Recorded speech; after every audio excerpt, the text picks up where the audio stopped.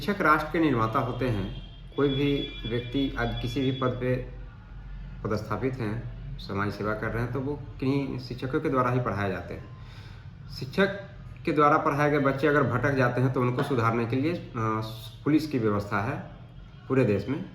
लेकिन जब शिक्षक ही चोरी के मामले में संलिप्त हो, और वो भी सरकारी शिक्षक जिनकी सैलरी लाखों रुपए से ज़्यादा है, वो अगर चोरी करें और वो शिक्षक प्रधानाध्यापक के पद पर अपने ही स्कूल में चोरी करने के आरोप में उनके खिलाफ पुलिस में एफआईआर दर्ज होती है, तो ये मामला कुछ अजीब लगता है कि आखिर ये कैसा शिक्षक है, इस समाज को क्या शिक्षा दे रहा है, जो अपने ही विद्यालय में सरकारी अनाज जो बच्चों को खिलाने के लिए आता है मध्याह्न भोजन योजना के तहत, उसकी चोरी करने के आरोप में उसके खिलाफ एफआईआर होती है। पूरा मामला वैशाली जिले के सहदेव बुजुर्ग प्रखंड से जुड़ा है, जहाँ उत्क्रमित मध्य विद्यालय तोय मठ के प्रधानाध्यापक सत्येंद्र ठाकुर के खिलाफ सहदेव यूपी में दिनांक 25/11/2022 को आईपीसी की सेक्शन 379 और 511 के तहत प्राथमिकी दर्ज की जाती है। उक्त प्राथमिकी को प्रखंड शिक्षा पदाधिकारी के बयान पर सहदेव यूपी को भेजा जाता है। सहदेव यूपी है, इसलिए देसरी में उसका केस संख्या 503/2022 डेटेड 25/11/2022 दर्ज किया जाता है। उक्त मामले में जब सत्येंद्र ठाकुर जैसे भ्रष्ट शिक्षक के खिलाफ एफआईआर करने के लिए प्रतिवेदन थाना को शिक्षा विभाग के बीईओ और जिला कार्यक्रम पदाधिकारी मध्याह्न भोजन योजना के अग्रसारण प्रतिवेदन पर एफआईआर होती है, तो फिर उसमें जांच की क्या बात आती है। 25/11/2022 को जिस मामले में शिक्षक के खिलाफ 379 और 511 के तहत प्राथमिकी दर्ज की जाती है, उसमें अभी तक अनुमंडल पुलिस पदाधिकारी महनार के द्वारा सुपरविजन रिपोर्ट नहीं निकाला गया, जिस कारण उनकी गिरफ्तारी अभी तक लंबित चल रही है। अब मामला ये है कि आखिर एक चोरी का आरोपी प्रधानाध्यापक, सरकारी विद्यालय का प्रधानाध्यापक कितना पावरफुल है कि 3 महीने तक उसके खिलाफ उसके एफआईआर का सुपरविजन रिपोर्ट रोक कर रखा जाता है। और अब जानकारी मिली है कि मामले में सत्येंद्र ठाकुर जैसे चोरी के आरोपी शिक्षक के एफआईआर को जांच के नाम पर अनुमंडल पुलिस पदाधिकारी द्वारा रोका गया है।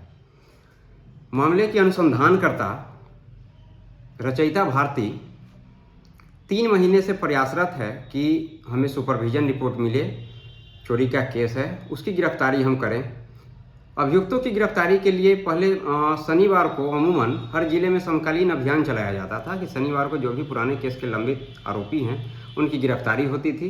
लेकिन अब वैशाली जिले में प्रतिदिन हर दिन रात्रि में स्पेशल ड्राइव के तहत गिरफ्तारी की जाती है। लेकिन ये शिक्षक की गिरफ्तारी कब होगी? अब लोग सोच रहे हैं कि आखिर एक भ्रष्ट शिक्षक कितना पावरफुल कैसे हो गया, जिसके खिलाफ सरकारी अगर कोई प्राइवेट लोग केस करता है तो उसमें जांच की कोई बात आती है। शिक्षा विभाग ने अपने स्तर से खुद हर बिंदु पर जांच कराया कि हाँ, सत्येंद्र ठाकुर जैसे शिक्षक विद्यालय के मध्याह्न भोजन का चावल बेच रहे थे। जांच रिपोर्ट शिक्षा विभाग के अधिकारी, प्रखंड शिक्षा पदाधिकारी सहदेव बुजुर्ग, जिला मध्याह्न भोजन योजना के जिला कार्यक्रम पदाधिकारी के जांच प्रतिवेदन पर एफआईआर दर्ज की जाती है। लेकिन ये कौन सी व्यवस्था जिले में चल रही है? किसी भी मामले में पहले थाना में एफआईआर होता है, मामले में अगर कार्रवाई नहीं होती है तो पुलिस अधीक्षक के पास पीड़ित लोग आते हैं। लेकिन इसमें पीड़ित सिस्टम है, वो बच्चों का मध्याह्न भोजन का मामला है, जो नौनिहाल है, पर अपना भविष्य संवारने के लिए स्कूल में जाते हैं। अब हर मामला अगर पुलिस अधीक्षक के पास आए कि हमारे मामले में कार्रवाई नहीं हो रही है, तो थाना इतना खोलने का क्या फ़ायदा है?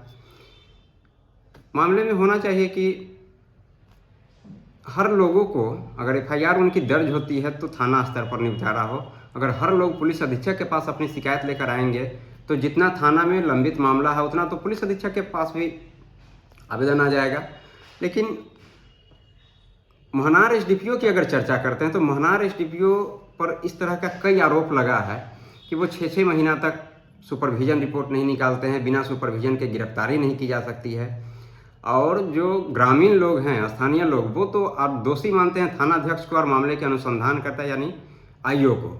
लेकिन मामले के अनुसंधानकर्ता और थानाध्यक्ष का ये अपना तर्क होता है कि सुपरविजन रिपोर्ट नहीं है। हालांकि कानूनी रूप से भी यही है कि जब तक सुपरविजन रिपोर्ट नहीं आएगा तब तक गिरफ्तारी नहीं हो सकती। लेकिन आखिर जांच इसमें किस तरीके की चल रही है? सुपरविजन रिपोर्ट क्या? जब सरकारी अफसर ने, जो बिहार प्रशासनिक सेवा के लोग हैं, उन लोगों के जांच प्रतिवेदन पर एफआईआर दर्ज की जाती है, तो फिर इसमें जांच कराने की कौन सी बात है? सत्येंद्र ठाकुर जैसे शिक्षक सरकारी चावल बेचते हैं, ग्रामीण लोग पकड़ते हैं, प्रखंड शिक्षा पदाधिकारी सहदेव बुजुर्ग जांच प्रतिवेदन देते हैं, उस पर एफआईआर होती है, तो फिर आखिर 3 महीने तक ये मामला लंबित क्यों है? अब सहदेव बुजुर्ग में ये चर्चा का विषय बना हुआ है कि आखिर सत्येंद्र ठाकुर कितने पावरफुल शिक्षक हैं जिनके खिलाफ जिले की पुलिस कार्रवाई नहीं कर रही है। एफआईआर तो हो गई लेकिन गिरफ्तारी नहीं हो पा रही है।